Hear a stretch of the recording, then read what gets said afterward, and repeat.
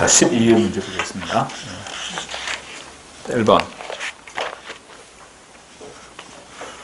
행정 이념으로서 형평성에 대한 설명서 가장 옳지 않은 것은 이렇게 나와 있어요. 롤스의 최소 최대의 원칙, 미니맥스, 최소 최대의 원칙은 사회에서 가장 취약한 집단에게 최대의 편익이 돌아가게 하는 정책이 바람직하다는 기준을 의미한다. 그런데 맥시민 이렇게 표현해야죠. 미니멈을 최대로 해주려면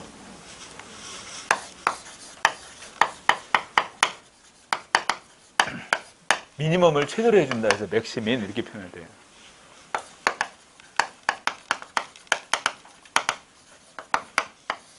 최소 극대화 이렇게 표현하는 거니까. 맥시민. 미니맥스가 아니고. 미니멈을 최대로 해주는 거잖아.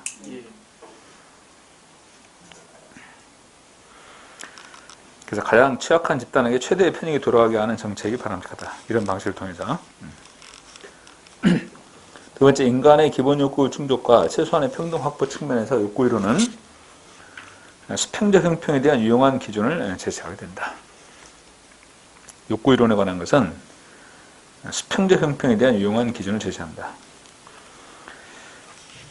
욕구 이론에 관한 것은 기본 욕구가 충족될 수 있도록 미니멈을 보장해 주는 것이거든요. 욕구 이론에 관한 거. 수평적 형평에 관한 내용이다. 그 다음에 3번. 실적의 차이에 따라 차등적 배분의 정당성을 뒷받침하는 실적 이론은 실적에 따라 분배를 주죠. 수직적 형평의 관념을 바탕으로 하고 있다. 이 수직적 형평이라고 하는 것은 다른 것은 다르게 이렇게 보잖아요. 그러니까 실적이 다르면 분배도 다르게. 오케이? 실적 이론. 4번. 행정에서의 참여와 가치 지향을 강조하는 신행정론에서 주목한 바 있는 것이 바로 사회적 형평성에 관한 내용이죠. 그죠? 기억해둬야 될 개념입니다. 사회적 형평. 자, 1번에서는 1번이 거리가 있다. 그리고 욕구 이론은 수평적 형평이 유용한 기준이 되는 거고, 실적 이론은 수직적 형평의 토대가 되는 것이에요. 각각.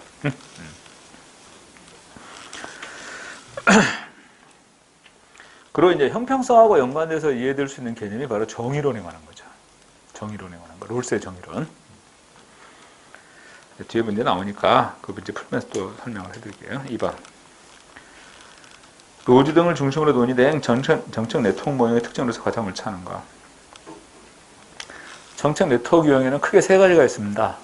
하나가 철회 생각이 하나 있고, 그다음에 두 번째는 정책 공동체, 그다음에 세 번째는 이슈 네트워크인데, 철회 생각의 핵심 키워드는 상임위원회 의원이 국회의원이 들어가야 돼요.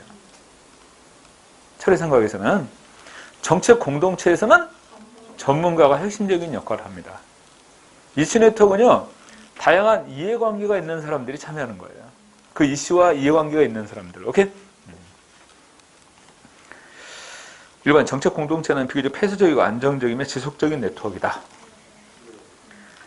2번, 이슈 네트워크의 행위자는 매우 유동적이고 불안정하며 이슈 성격에 따라 주요 행위자가 수시로 변할 수 있다.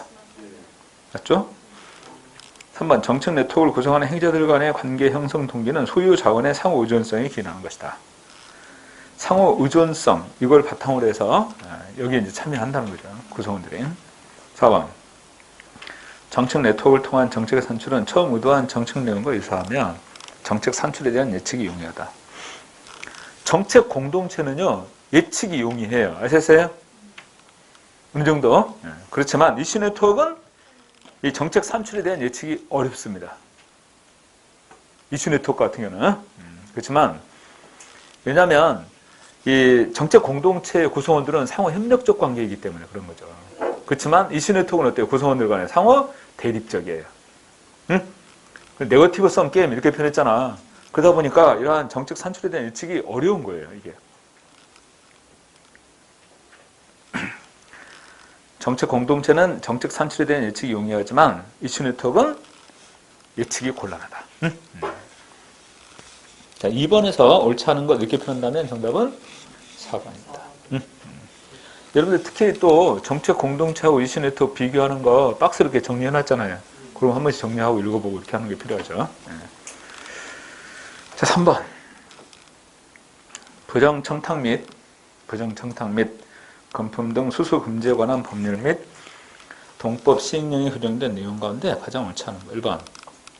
김영란법이죠. 누구든지 직접 또는 제3자를 통해서 법에 규정된 직무를 수행하는 공직자 등에게 부정청탁을 해서는 안 된다. 그러면 이 부정청탁의 그 대상자로서 공직자에는 공무원들의 배우자도 포함이 된다. OX. 배우자도 이 공직자의 대상에 포함이 되는 거예요. 배우자도. 왜냐하면 배우자들을 대상으로 부정청탁할 수 있잖아요. 충분히 가능한 얘기거든요.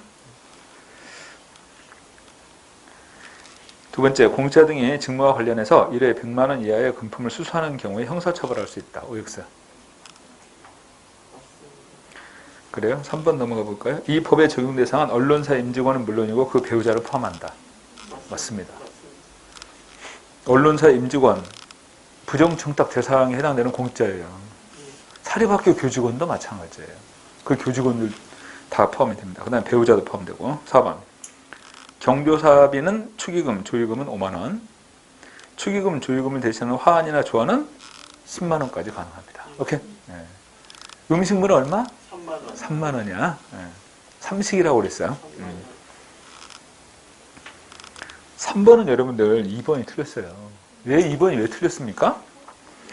공자 등이 직무 관련 여부와 관계없이 1회 100만 원 이하의 금품을 수수하는 경우 형사처벌할 수 있어요. 오케이? 네. 그러니까 직무와 관련해서 받았다. 또 직무와 관련 없이 받았다. 관계없어요. 이렇게 돈을 받으면 안 된다는 거야. 네. 직무 관련 여부와 관계없이. 오케이? 그래서 3번은 2번이 잘못된 겁니다. 그리고 또 하나 3번의 내용처럼 이 법의 적용 대상은 언론사 임직원은 물론이고 배우자들도 포함이 된다는 거.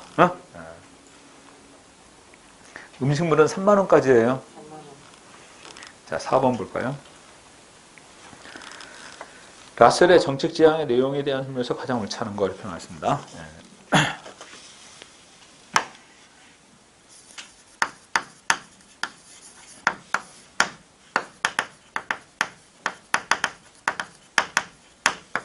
라셀이 1951년도 정책 지향이라는 논문을 발표하면서 이 정책을 학문적 관점에서 연구가 이루어지기 시작합니다. 본격적으로.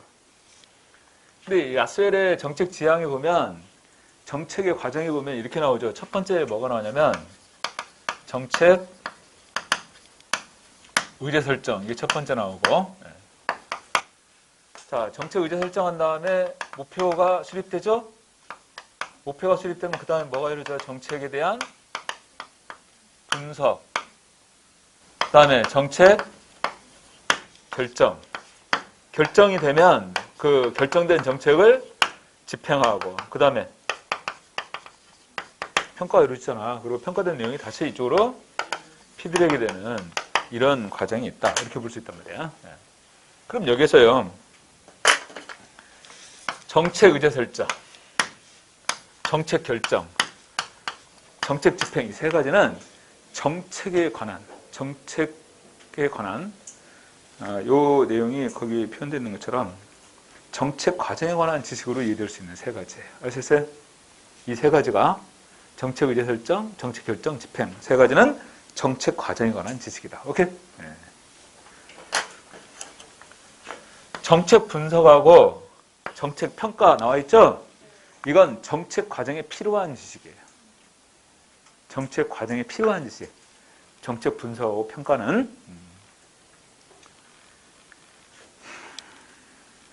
여러분들 정책 의제 설정하고 정책 결정하고 정책 집행은 정책 과정에 관한 지식이라고 했죠? 이건 경험적이고 실증적입니다. 이 세 가지는 정책 과정에 관한 지식은 경험적이고 실증적인 그런 특징이 있단 말이야. 근데 이 정책 분석하고 정책 평가, 정책 과정에 필요한 지식이라고 그랬죠? 이건 규범적이고 처방적이에요.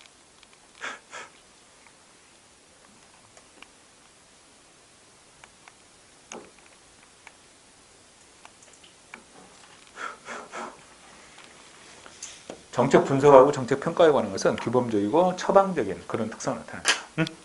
여기서.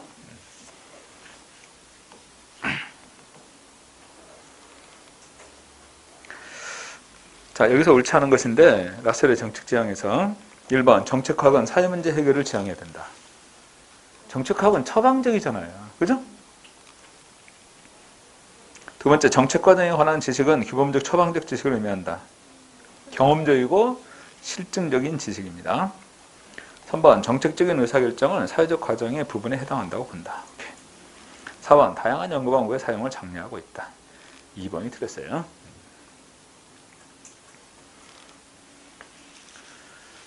이건 정책 과정에 필요한 지식, 분석하고 평가에 관한 것은 정책 과정에 필요한 지식. 이건 규범적이고 처방적이다.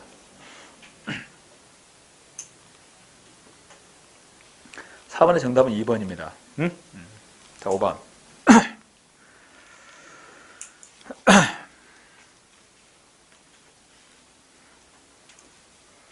신공공서비스론에 대한 설명에서 가장 옳지 않은 거. 1번. 공무원들은 고객이 아니라 시민에게 봉사해야 된다. 고객이 아닌 시민에게 봉사해야 된다. 맞잖아요. 두 번째, 공익은 공유된 가치에 대한 담론의 결과로 이해된다. 공적 담론의 결과. 3번, 신공공서비스론의 정책 목표 달성 기제는 민간기관 및 비영리기구를 활용하는 것이다. 여러분들, 이 민간기관이나 비영리기구의 활용, 이걸 강조하고자 하는 것은 신공공관리론의 시각 아니에요? 민간기관과 비영리기구 이런 부분들을 활용해서 그래서 서비스를 공급하고 정책 목표도 달성하고 이렇게 한단 말이에요. 응? 신공공관리론의 시각이에요. 4번. 이게 자꾸 꺼지네. 배터리가 됐나?